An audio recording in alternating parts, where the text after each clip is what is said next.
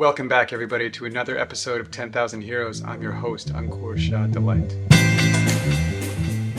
Hello, everybody, and welcome back to the show. I'm your host, Ankur Shah Delight, and this is 10,000 Heroes, your podcast about meaning and purpose and community. And this is another interview episode, and the goal with this conversation is to highlight this person's sense of purpose for you and to give us all encouragement that we're on the path and we can get there even though it looks bizarre at times. And also to provide a little bit of insight and reflection for the person in the conversation. Today, my guest is Abby Carl, and for me, this was really an incredible moment. It was a very beautiful conversation, deeply personal, and I think could be triggering for a lot of people. A lot of the conversation is about sexual violence and, very uncomfortable for me. I definitely wouldn't want to listen to this out of the blue without knowing what was going to be covered or with kids in the room. So just know that. And I do think it's a story of incredible heroism of what Abby is doing with her life and the way she's seeking to help people and serve people. And not despite her experiences, but because of them. And that's, to me, that's the promise of understanding purpose empirically and looking at our experiences and our motivations and seeing the connections between them, is that we can make sense of some pretty horrible objective facts. We can put them in a context and a narrative if we look at it with the right amount of attention and compassion, and we do something with it. And so, as Abby points out, she's actively composting all of those experiences she had right now and turning them into gold. So, enjoy the show. My vision and passion is to be able to share my own journey to help to give people courage to step into their own vulnerability and believe that it's possible to create change. They don't have to suffer. Yeah, that's a pretty clear statement of, so going back to the exercise, is that how you'd answer the first question of like what your current understanding of your purpose is? I feel like my purpose is really to be able to reflect back people's own sacredness so that they can return themselves to like a sacred vessel of life. I feel really passionate about allowing people like the space and contact and flow and like the courage that they can come back to that place of sacredness through, movement, healing. Yeah, I'm just imagining what the repercussions of that would be if we all were to do that. Yeah, it'd be pretty fantastic, I think. Yeah, I think one of the things that I probably run into the most is there's no quick fix. It's like it takes work. Like I just did this recording about the quote, like we suffer more in our imagination than in reality, by Seneca. We have so many obstacles that we've put in our minds why we can't have what we want, or like the trauma or diseases or life or kids or, all the constraints, that people end up empowering that. Yeah. Instead of seeing that they really, it doesn't take much, but the getting over that initial hump is probably the hardest. Oh yeah. To be able to see that, like, we can use this incredible mind for ourselves instead of against ourselves. And, for me, I think mental illness, always being someone who's prone to depression and anxiety, that's just been the biggest hurdle for me, is just overcoming the demons of my mind. And do you see that as, how many people you think are like that? Like, is that universally applicable? Is it like we all wrestle with that in some degree? I think absolutely. I think there's some people who have maybe more a natural affinity to like let things go. We all process information differently.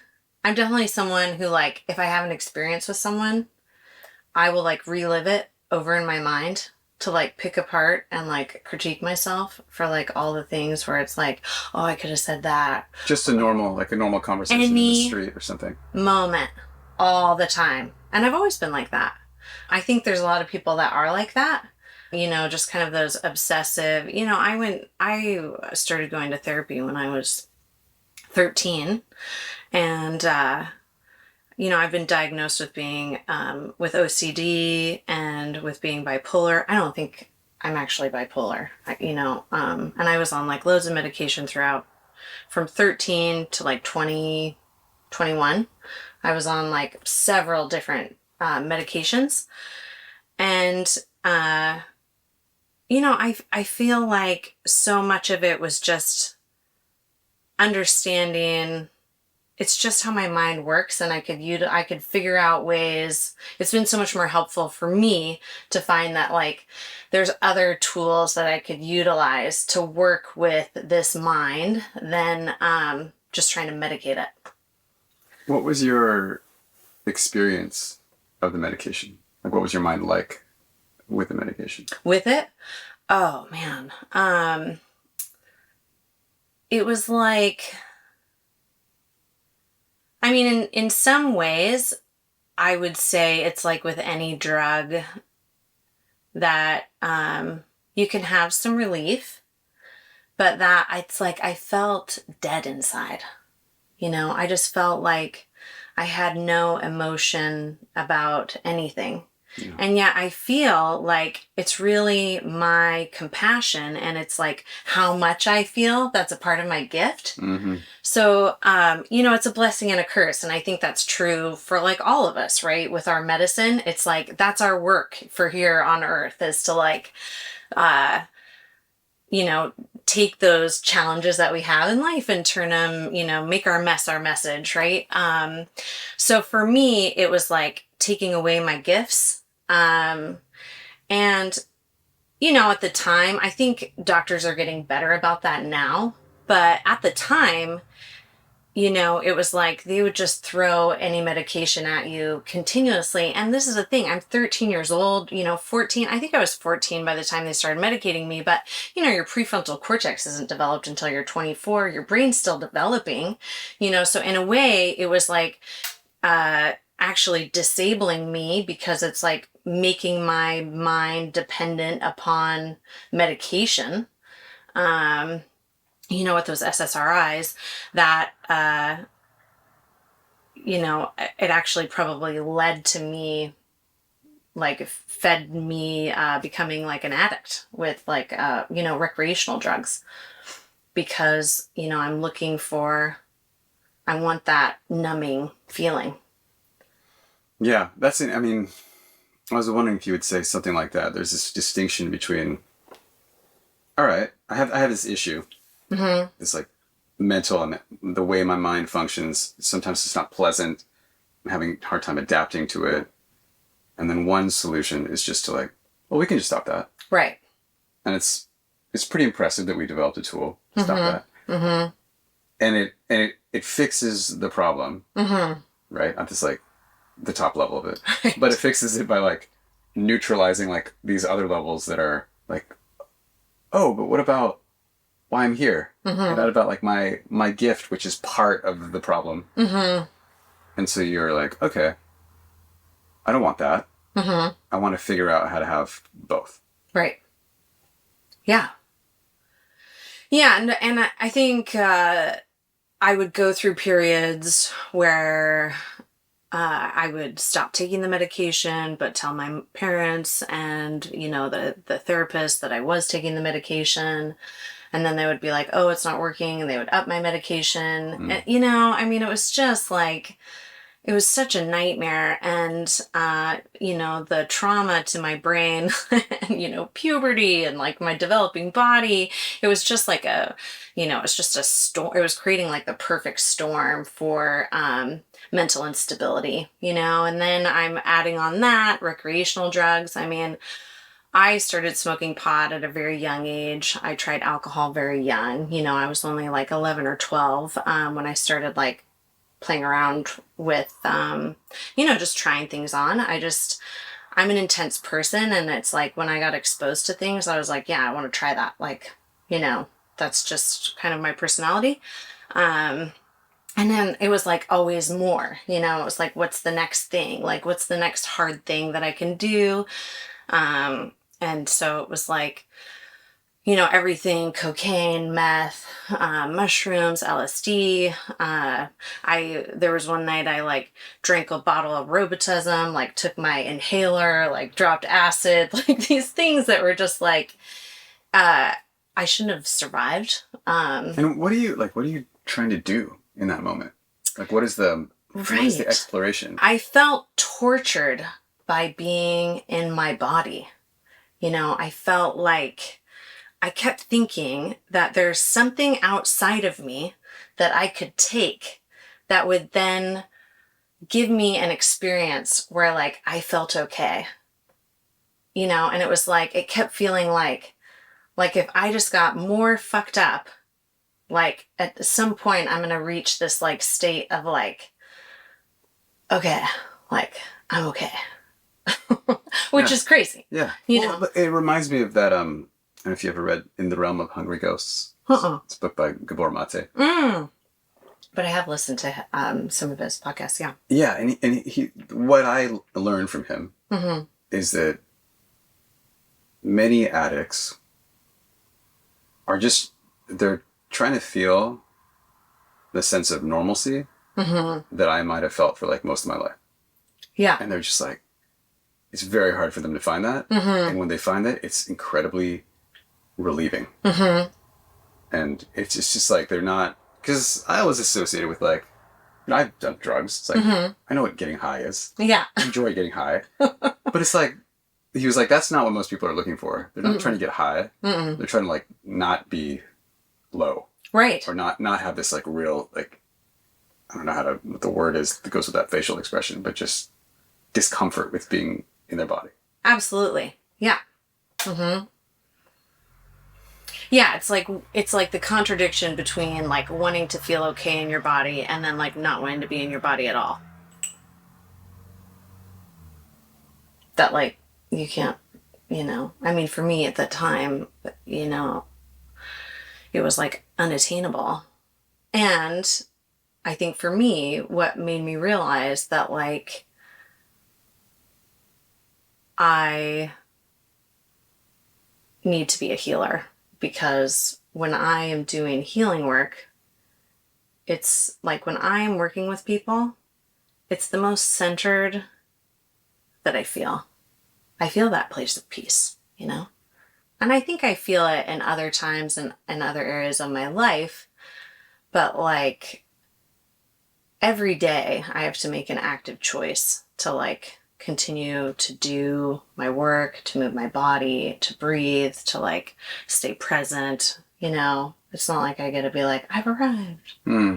So all the things that you teach in your program, those are all things that are just essential for you to not have that experience we were just talking about. Oh my God. And like, I can't, if I let like a day or two go by, my husband's really good. He's on me. He knows I turn into like a crazy person, because it's so easy for me to start to slip back into a place of self-loathing. It's like it's right there. So it's like I'm, every day it's like it's surfing. It's like it's riding that wave of just continually being present with myself and what's needed right here, right now, for me to show up and to serve. And I really feel like it's through that place of serving others that I can find peace, love and joy and purpose in myself. It's a happy coincidence. Yeah. Right? Because for some people it might be just hiking. Yeah. Or getting in the flow with like a paintbrush or something. Totally. Yeah. But for you, like that feeling of ease comes when you're in relationship with other people like this. Yeah, absolutely. Yeah. And like there's times like I can take breaks or go on vacations and, just like not be working on people and just be, with my family or my husband. But I still need to be like, movement for me is like a key. I can't really, take a day from like not moving my body. And just being really present with myself and out in nature, being barefoot, getting in the water. All of those things are like pretty essential to me to just survive. Yeah. You've put together this toolkit through trying various things, having different experiments, basically. Yeah, exactly. And I think like that's where, I'm really passionate. I really find that like I want to meet people where they're at and then help them to like bridge the gap. And then just give them all the tools that have worked best for me, because I know what it's like to just wake up every day and feel like you're fighting demons. And I would never wish, like my experiences on anyone, because I barely survived it, and that's where I always find that like I'll have like maybe a new client come to me and like my initial maybe feeling or reaction to them when I first see them, I'm like, oh, how's this gonna go? But then the moment they're on the table with me and I just feel like people are truly amazing, and they're all so unique and also like beautiful and special in their own unique ways. And I love that opportunity to be able to hear people's stories and what they struggle with and just like shower them with love and encouragement. Like you can totally change your life, and like just be their cheerleader. Though, I feel like I'm also willing to go into like dark places with them. There's not really a place I'm unwilling to go. And I'm making physical contact with the body. So I'm always like, kind of riding their pain threshold. Yeah. All right. There's 2 questions that I have right now. How did you discover that the healing is helpful for you? Like doing that work with other people? Mm-hmm. And the other is, the last time we talked about this, you mentioned some like early sexual trauma. Mm-hmm. When you talked about not feeling comfortable in your body at a young age, like you're 13 or 14, is it related to that? Or is it somehow, is it just another thing? Yeah, I think that's where it all really stemmed from. I was raised in a very conservative Christian home, and we spent a lot of time at church. And I was raised, there was a couple of things that I really had to work pretty hard to overcome, but kind of set me up for, I think, having a hard time like saying no.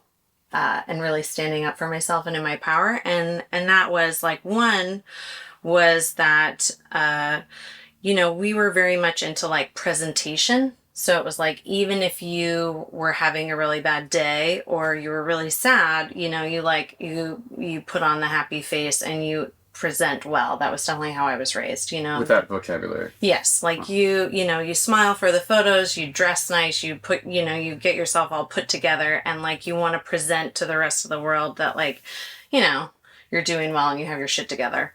And then there was a lot of pressure I felt and expectation put on appearance. And in that, it was like, I was always, I was a very curious kid. I loved to learn.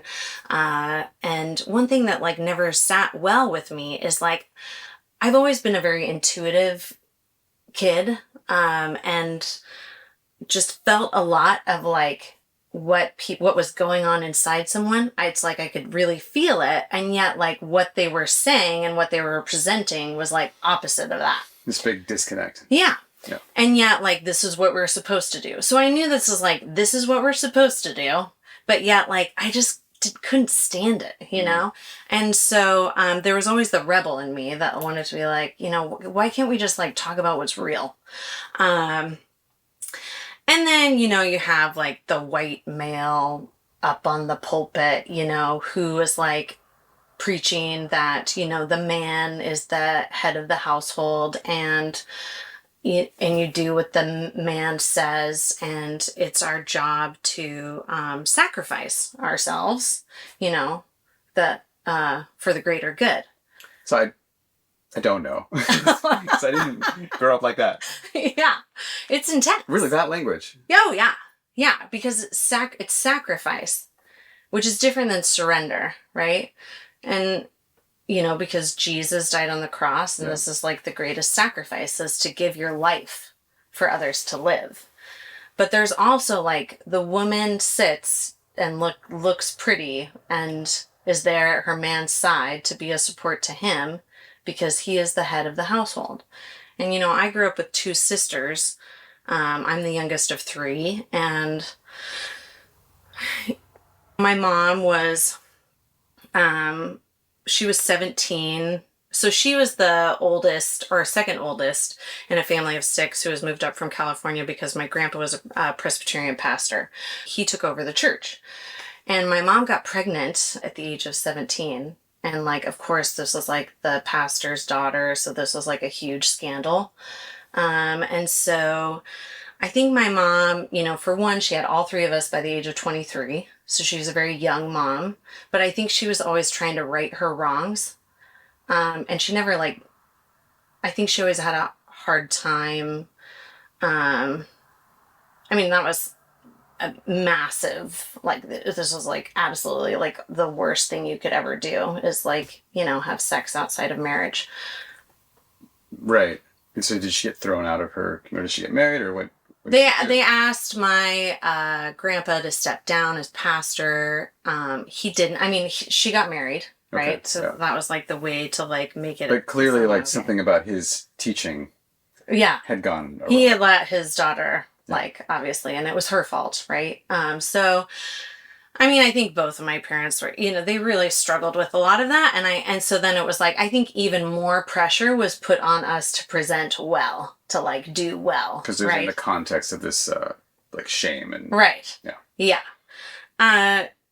So I mean, I think that I've continually tried to do my own healing journey with that, but I think so. All that being said, right? And I there's definitely, a lot more that I could go into there, but jumping ahead, the summer of my 8th grade year, I had an experience where there was a guy that I was with, we were drinking, I was in a hot tub with him. He was completely drunk, and he shoved my head down under the water to give him a blowjob, and he was holding me down, and he was I think he was completely he was so wasted he didn't realize I was under the water, and he was holding me there, and it was I mean, it was fighting him off. Anyway, it was very traumatic for me, but at the same time I wrestled with when a man is telling you to do something, you do it, was what had been, I had been kind of saturated in growing up. So even though that feeling of this is not okay. Yeah. So you had this split where right. part of you is maybe the physical part of you that wants to stay alive. Right. And also have consent in sexual relationships. Is right. This is not okay. Right. But then there's this other thing that you've learned where it's this is I should obey. Right. And and not only that, but I need to please this male, right? Which was another big thing that I felt I had really taken on as a belief system pretty early on. And my value is in my appearance and what I can do for the man. So that was one of those early on experiences. And then it wasn't shortly after that there was a guy, he was a senior at the time, who had, shown interest in me, called me up. This was back in the day when we had telephones. Called your parents' landline. Yeah. Yeah, exactly. And my oldest sister at the time, you know, she was a senior at that time, so she was in his class. She knew who I was talking to on the phone, so she was like, Mom, it's not okay for Abby to be talking to him. Make her get off the phone, you know. And so he said to me right before hanging up, I'm like, I'm sorry, I have to go. He said, I'm going to come pick you up, you know, like 1 o'clock in the morning, like be on the corner of Geller and Blue Mountain. And like, it was right like that, you know? And I was like, okay, right? Because like what had been ingrained in me is like, this man is asking something of you, you know? And it was like, it was that split decision, right? To just be like, that immediate reaction is to just say yes. So then it was like my alarm went off. And the alarm in your room, not yeah. your like. Oh, yeah, not my internal alarm. Oh, I wish. Yeah. Oh, yeah. God. Seriously. Oh, God. But you know, it's just one of those things where it's like, so I set my alarm, I wake up, and it was like this feeling of like, I don't want to go. I don't want to go. But I told him that I was going to show up. And I'm supposed to do what I'm told, you know? So I show up, I go with him. He takes me back to his house, you know, and the whole time he's like, take your clothes off. And I'm like, no, take your clothes off, take your clothes off, take your clothes off. I mean, I don't know how many times he must have told me this, but it was like, he was just on me constantly. And it was such an interesting response because I felt myself, as soon as I got there, I was like, get me the fuck out of here. But I felt frozen. Like I couldn't move my body. And I felt this like little voice inside of me. And it was like, all I could be like was like, no, you know? And that's what the little voice was saying. Yeah. I was like, and so he just slowly started taking off my clothes. And it's like, I felt like my body weighed 1,000 pounds. Like I just couldn't move my body. And,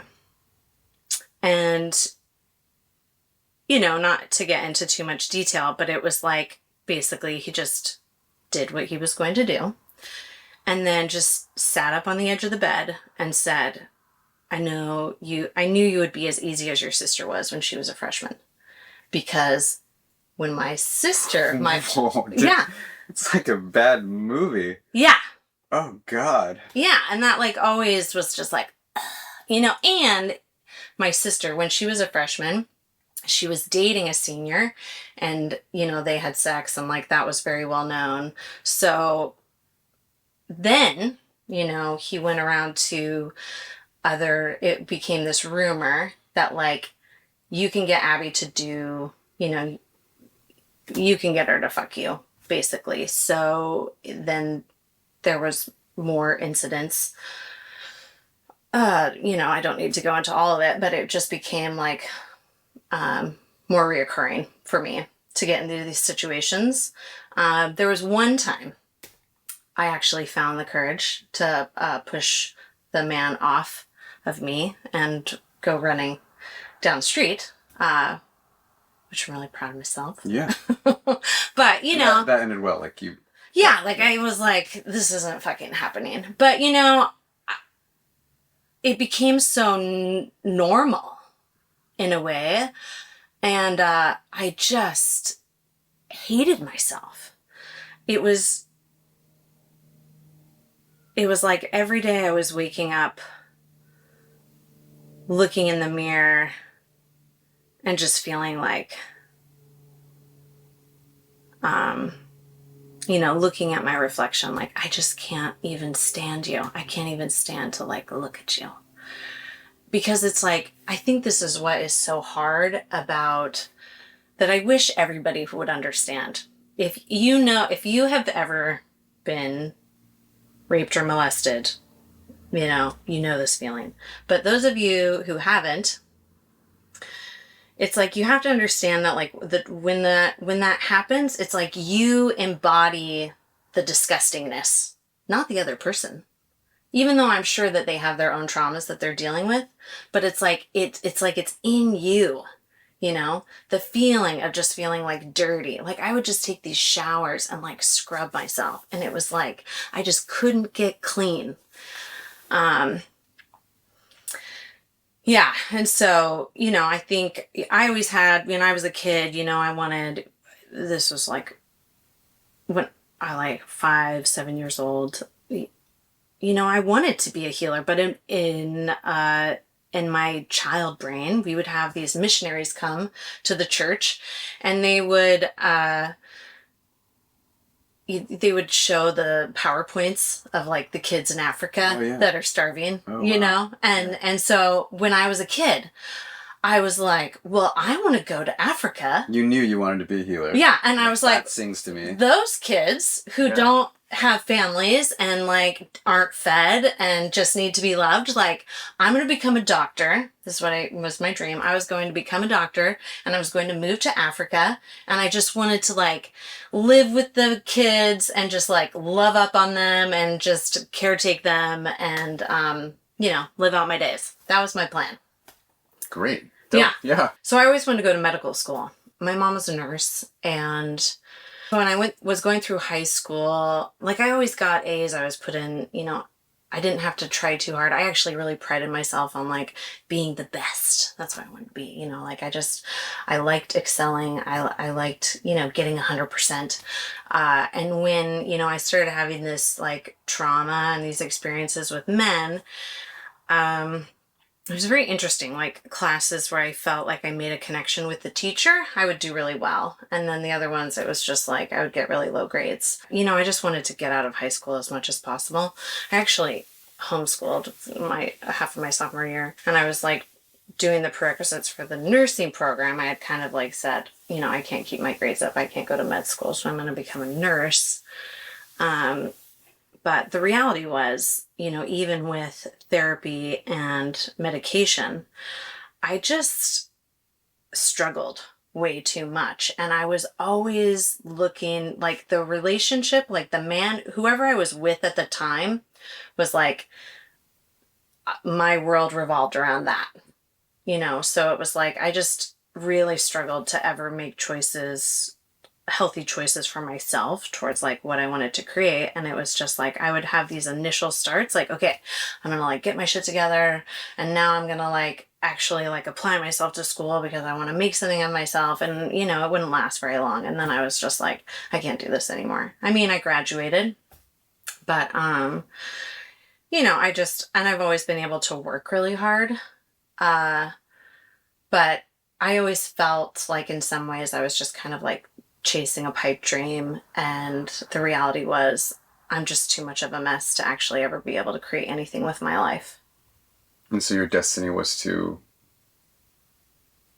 what?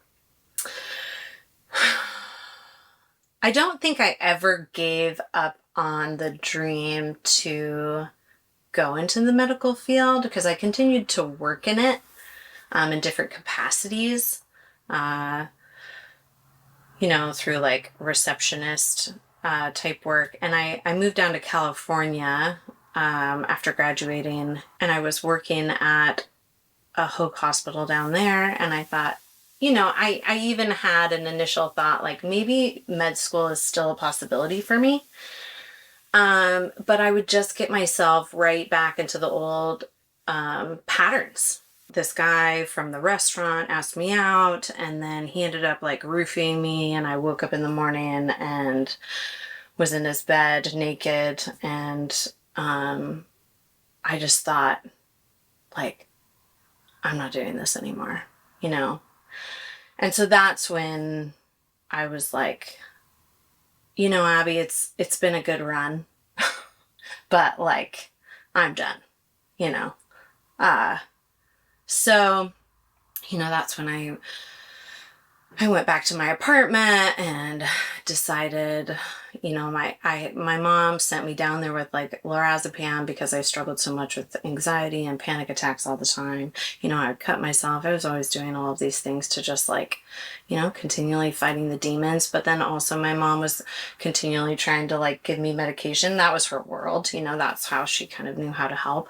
And, so I put on a Ben Harper song, and that was my way to put that on repeat instead of writing a letter. And I took a handful of lorazepam, drank a tall glass of vodka, grabbed a razor, got in a hot bath, cut into myself. But I think the lorazepam started to kick in at that time, so I didn't cut deep. But I woke up in my bed, bandaged, and I pulled the bandages away from my arm, and I had the word hell carved into my arm. And I have no recollection of getting in bed. The song was off, and I was just really out of it. And I didn't know to be honest, I can't remember how long I was sleeping, but my roommate came home, and then a friend of ours showed up, and she came in and she was really emotional, and she was telling us, she was someone who's really struggled with depression and anxiety as well. And she said, today was just like a horrible day, and I really felt like I wanted to kill myself. And so I was like looking at the bottle of Drano and just thinking to myself, fuck it, I'm going to drink this bottle. And in my mind, like I was still very like out of it. So I very nonchalantly said, you know what? That's so funny because I tried to kill myself today. Like, I was just like, hey, like another day in life. Like, what a coincidence. Yeah, like this is so bizarre. And then I told them like what had happened, and then they saw these like bloody bandages on my arms. And then the friend like left, and she just like disappeared. And so I'm looking at my roommate, and I'm like, do you think that like now she wants to go kill herself? So, like, my friend and I, we, like, get in the car, and we're trying to get a hold of her, and she's not answering her phone. We actually did have cell phones at this time. Yeah. We had fast forward. Yeah, fast forward. And like, I'm really worried about her. And then my phone rings, and I see that it's my mom. And I answer, and she's like, Abby, are you okay? And I said, yeah, like I'm just looking for our friend, Jillery. And she's like, well, I just talked to Jillery. So she left and called my parents. And then my parents booked a flight. My sister flew down that night, and they're like, you're moving back home. Like, it's not okay for you to be down there. So I came back. I lived in an apartment next to my sister, and it was like, they were kind of like checking in on me regularly, but it wasn't like, now I want to live, like none of that had changed. I was just like, well, I guess I'm just going to like appease my family.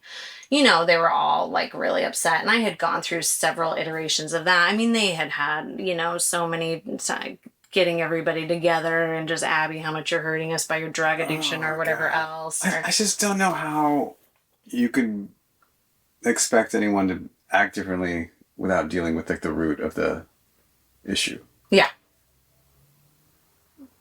Right.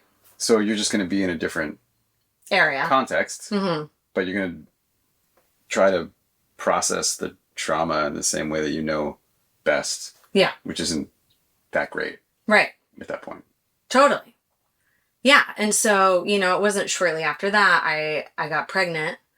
And I had already had 2 abortions, with, through other really bad relationships. And so I thought to myself, Damien at the time was like, let's get married and have this baby. And I was like, well, I haven't tried that, so like, maybe that will work. And, everything did change when I had my daughter, who is now 20, it's like a long time ago. But the moment she was placed on my chest and I was flooded with all of those hormones, I was like, oh my God, I have to protect this child. And like, if she doesn't have me, it was kind of that feeling of like I'm not going to let what happened to me happened to this child. And I was like a psycho mama bear. But in a way, it was like in that moment, like I actually chose to live for like the first time in a long time in my life. Yeah. Okay. I got so many. So, a few minutes ago, you said something like, if you've ever had experience of rape or molestation, you know this, and if you haven't, then you don't. Well, maybe not. I'm just saying, like, you might not know. Yeah, basically, yeah. But I haven't, and I don't. Okay. Yeah. And it was very surprising to me, and I'm having a hard time getting it, why you wouldn't just hate that other person. Yeah, and it's like, how can I drive that home? That is actually not how it works. It's like the disgustingness. Okay, so think if you were witness to someone being raped or molested, you would feel like that's so disgusting, right? Like it would feel like that's so disgusting. Oh, yeah, I mean, obviously, like if you're ever witness to something like that, like you're gonna do something about it. But let's just say like you're watching it on a movie or you're seeing something of it. It's like it feels like that's terrible, that's disgusting. But it's like outside of you. If you have ever been molested or raped, you have to imagine like that feeling of disgust gets embodied into the person who is being overpowered.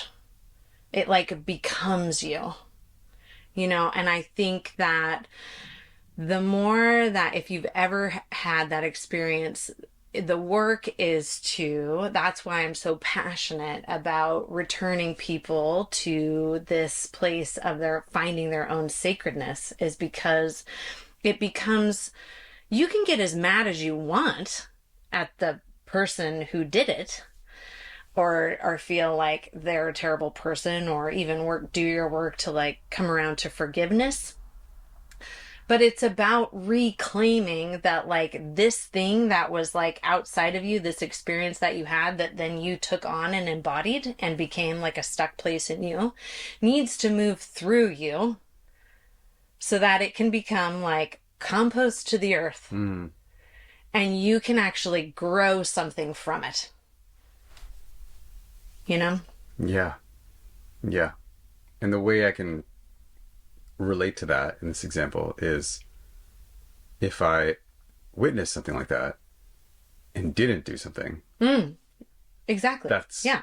I think how I would feel. Yeah. Because the hate would be towards myself. Exactly. Yeah. Yeah. And I think, you embody this place of, I've done something terribly, terribly wrong, and there's something wrong with me,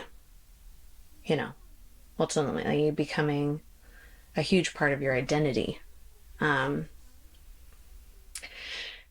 for me, it's like, I always had these like grand visions for myself. I was like very passionate as a child that like I was going to change the earth, I was going to like make it a better place. And then it became a long struggle for me, to not just feel like I'm just a giant piece of shit, and so then it was like really, having my 2 kids, trying to go back to church again. I even had a period of like leading, as a worship leader, like trying to like do the thing again. Wow. I know. God, that's so surprising. I know.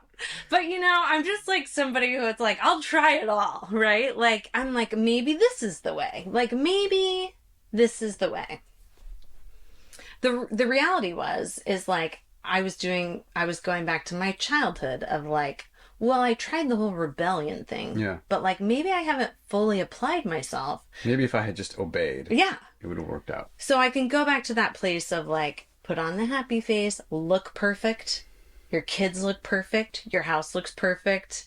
You go to church. You pray. You lead worship. I, volunteered. I organized charity events. I would like do all the things. And I was like the subservient wife. My husband at the time was, wanted me to be stay-at-home wife, you know? So, like, that's what I did. And I, like, let him lead the home, Wow. you know? But he was addicted to pornography and, like, had no boundaries with, like, women. And he could go out partying all night and be home at 3 a.m. And like complain about the food or if anything was out of place in the home. And, you know, it was a very emotionally abusive environment. And so how did I deal with that? You know, I got back into cutting again. And just kept thinking, Abby, try harder, you know? There's always another level of perfection that you can be. But it was never enough. And so I tried leaving before I actually had my son. I went to my parents' house and, you know, they're like, the right thing to do is to go back. Like, you have to stay married. Once you're married, you have to stay married. Gosh, I don't understand why you keep listening to these people. I know. It's crazy. But yeah, I mean, I finally did. I was like, if I don't leave, like, I'm not going to survive. And, like, I refuse to, like, let my kids grow up without me, because what I felt like I was leaving them to was, like, not okay. Yeah, I mean, it's what you grew up with. Mm-hmm. So, you know, I finally left. I moved back in with my parents, and you know, it was just I was still so insecure. So going through the divorce, you could say, like, you know, I didn't get a lawyer. I was filling out all the paperwork myself. Like, I gave him everything. I basically asked for nothing. He took the house. You know, he barely paid me anything for child support. Like, and all I said is I wanted was my kids, but he would still take them periodically, even though he wouldn't take care of them. And it was just an absolutely horrific experience for me, because I think I have a very high capacity for physical and emotional, spiritual pain. We've seen that, yes. But knowing that the situations that my kids were put in is like a whole new level of torture, that I wasn't prepared for. You know, I jumped quickly into another relationship because it was like, that was always how I defined myself. And I just, you know, I started drinking again. And I was completely lost until a good friend of mine that I ran into, Emily Underwood, you know, she reconnected me. She was a huge support for me, her and Scott. They would have me, I would stay at their house. It was like one person who could actually just like really see me, and who saw like my inner light and was like, you don't deserve this. You know, it was like the like, I mean, I can't even begin to express how instrumental, I get emotional, she was for me. And like, they were that someone, like, in those darkest moments, there was just somebody there to just be like, this doesn't have to be your life. Yeah. And so she connected me with her brother, because she was like, Abby, you need to get your confidence back. And my brother teaches martial arts and like survival skills and stuff. And like, you just need to like go do martial arts and like gain some confidence back in yourself. So I started training with Ben, and you know, Morgan, my husband now, trained with Ben. And it was a huge turning point for me. You know, to be able to like move my body and to feel empowered in doing martial arts was incredibly healing. But to take that a step further, I started doing his other classes, you know, and primitive skills and reconnecting with the earth. And that to me was like this incredible moment to be like, this is it. This is the missing piece for me. I felt like, why are we not shouting this from the mountaintops? You know what I mean? Like, to be barefoot, to be like in the earth, to be like creating fire by friction, like to doing these sits like in the woods where you just like sit and listen to nothing but like nature. It was like all of a sudden I felt like these huge arms were coming up and around me, and I was actually being held for the first time in a way that like, this makes sense. Like, this is what's been missing. And I had always been someone who grew up, I grew up at the top of Blue Mountain. I had like nature was, a regular for me in my childhood. I spent a lot of time growing up in the woods by myself and, playing. But for me, it was just so healing to just feel like the earth understands, and I felt alive again. And so I just like me, I go at everything, like the moment I find something, it's like I go at everything 110%, so it was just like, I was obsessed. I was taking all the classes. I would like cart my kids there every night to the gym, and I was taking all the classes.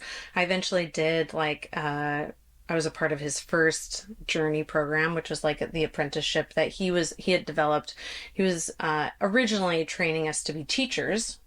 And, my husband and I started to see each other, which I was really a little bit reluctant to at first, but then quickly realized like, oh no, I'm totally falling in love with this person. And that was a huge healing for me too, because there's a belief out there that like you have to be healed before you can be in relationship. Yeah. And I'm like, no. My husband was so healing for me when he was so integral in being able to allow me to heal, physically and emotionally and spiritually from trauma, because even through our intimacy, he was so incredibly respectful. He was patient, kind, loving. He was listened to me. He was curious about me. He was asking me questions. And I am just like, what? Like, I've never met anybody like you. I didn't even know this type of person existed. Wow. Oh my gosh. Yeah. So I'm just like, somebody's asking me like about myself. When Morgan and I first got together, I just slept, because it was like the first time in my life that I felt like I was actually safe and I could really rest. But yeah, I really started to feel this huge capacity and passion for reconnecting people to the earth. And I was like, this is it. So then that really inspired me. I was like, I want to do women's retreats. I want to work with people and their trauma. I want to inspire people to be able to like find themselves again in this relationship. And then I ended up helping out with Wilderness Fusion, which is the healing school that I trained under. And then the first experiences that I had with healing, the table work, in that capacity, I was like, oh, like, this is really something. And it worked for me, and I could see how amazing it was at creating transformation for other people. So then went through the whole thing. Yeah, and so that's the completion of that childhood vision, looking at the missionary slideshow. Yeah. Like, this is actually what it looks like. It's not, you're not a medical doctor. You're not in Africa in some unknown place. But that's the feeling. I think the challenge there was that, my family paid the price for that a little bit. I missed out on things with my kids because I was so dedicated to becoming the best healer. I feel like I've done my best. It's not that I have it figured out, but I certainly feel like I am finally to a place of like thriving. Yeah. Like, if I died today, I would be okay, because I feel like, I gave it my best shot. And But it's a very different feeling from when you're Before. in California and you're like, okay, Abby, we've had a good run. Like, It's I'm very done. different. It's very different.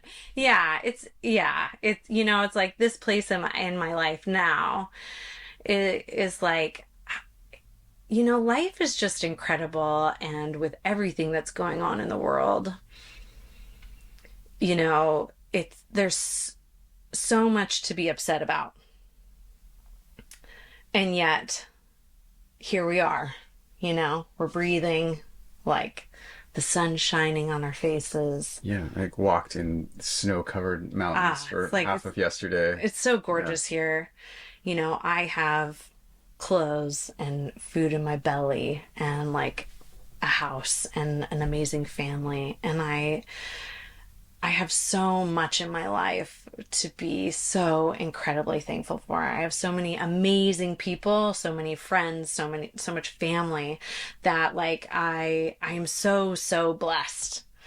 I'm so blessed by like my clients, like these incredible people that trust me to just like with their darkest wounds. That I'm just like, what a gift. You know, that I think I feel that place of if we have all of these needs met, we have a certain level of responsibility to be contributing for sure. Oh, yeah. And I think that we all have to find like, what's that way to contribute? Like if your needs are met, you know, if you're living in that place and you're mentally sound and of able body, you know, like I hope you're asking yourself, what can I do Yeah. to contribute to make things a better place? So beautifully put. It reminds me of my friend gnarly. He told me a proverb. I don't know if it's in Argentina where he lives or a proverb that he just heard from somewhere, but it's like may those who are hungry have bread for food, and may those who have bread have the hunger for justice. Exactly. You know, I just tell people, like the people that I work with when I'm doing exercise church in the morning, you know, and I get to see all these beautiful faces, and, you know, I'm like, we'll read, you know, I'm looking, I still try and stay up on the news. Like I just glance at it just enough to know what's going on in the world. And I have to be careful to saturate myself in it. But at the same time, I don't want to ignore it. You know, so it's really important to me that like, I know what's going on. And then I ask myself, what can I do about this? And for me, it's like, I can be with the people that come into my life and I can say like, how can I have compassion, love, and understanding to like help you live the best versions of yourselves? You know, like how can I continually inspire you to create change as I continue to inspire myself? And like from here, we can just like, there's so much power in our intention that like, I feel like as we start to come together and create like a higher level of frequency, we can take all that love and we can just like send it out, you know? And I think like it can feel, for me, like, you know, just seeing everything that's going on in the world right now, like, what do I do? You know, like, do I raise money, or do I like, are we supposed to be like on the front lines? Like, me, I'm always just like, you know, 100%, like throw yourself in. And I could get easy, you know, I'm just like so easily distracted with like so many things. But at the same time, I have to keep coming back to myself. Like, where am I at? What are my resources? And who's in my life right now? And how can I work with like what's coming into my life right now to continually inspire those people to like live their best lives, you know? And here's where this is where I'm at. Thank you. But I have one last question. Yeah.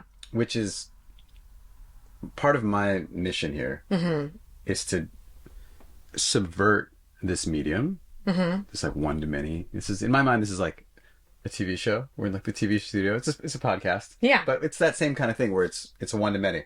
Yeah. But I want to make it into more of a community. Yeah. And so the way I do that is I ask you this question of is there anything you need right now that would be beneficial for you, not for like your mission or helping people in the world, but just like for you, that someone watching this or listening to this could easily and lovingly and effortlessly contribute to your life?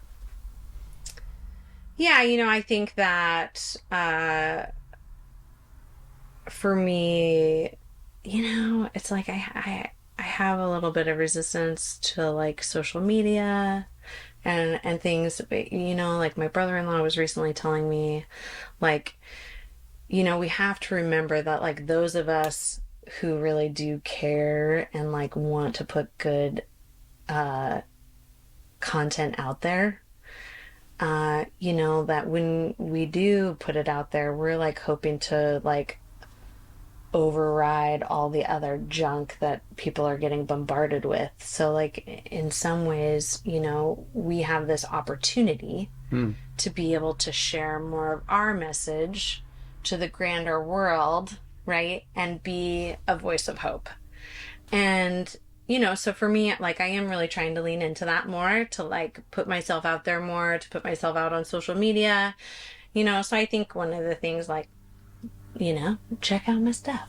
And there's not very much on there now, but I'm continuing. Like, I'm really working on that. Would you like help with that? Yeah, totally. Yeah. Yeah. Like, what kind of help? Like, here, it's almost like, the more specific you can be, the easier it is for someone to be like, yeah, I'll do that.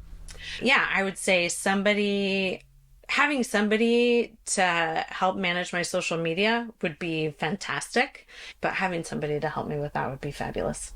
All right. And maybe that'll happen. Yay! As if by magic. Yeah, Yes, that would be amazing. People love you. I mean, I'm sure I'm just so excited. I mean, what you shared, if all the cameras worked and everything, it's just incredibly heart-opening. And I can just imagine so many people feeling deeply seen and deeply heard, and that their experience and what the suffering they've been through can be composted and matters and can serve them and can serve other people. Yeah. It's very beautiful. Thank you. Yeah, you're welcome. I mean, that's the thing. Like, we can't be afraid of shit. We all need shit for things to grow.